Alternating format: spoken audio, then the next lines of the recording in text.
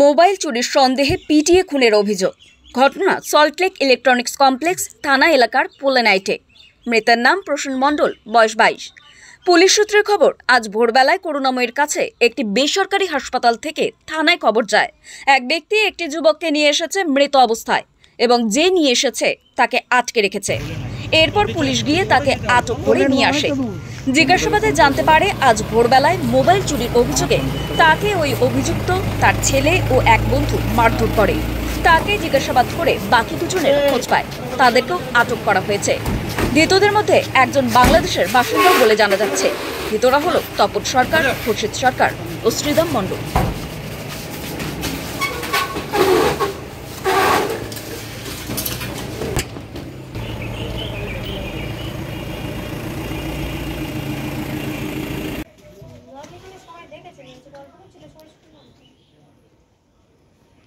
হয়েছে কোথায়? ব্রিজের ওখানে না?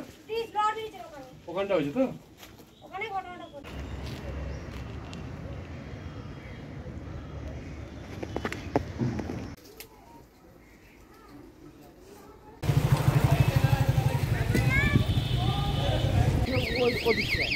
ওইটা মারপিট হয়েছে, আর এইদিকে বডি পড়েছিল।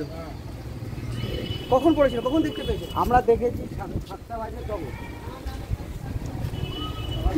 কি দেখলেন সকাল 7টা? এখন ও 1 কাপ চা দিয়েছিল। কে?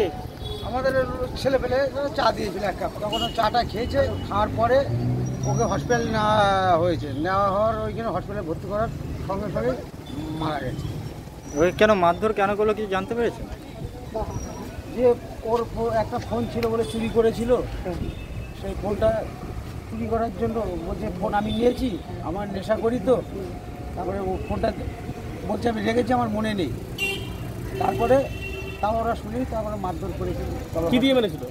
কী দিয়ে মেরেছে তা বলতে পারবো না, কিন্তু আপনার ওইখানে চপ্পল ফপ্পল পড়েছিল, ওইখানে বডিটা পড়েছিল, মানে প্রথম পড়েছিল। তারপরে ওর দিদা এইখানে নিয়ে এসেছে। আপনাদের ওই যে ওই বাড়িতে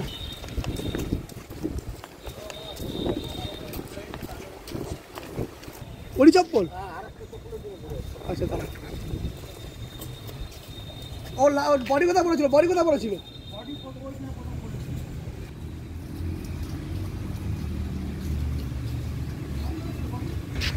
পাতা কর।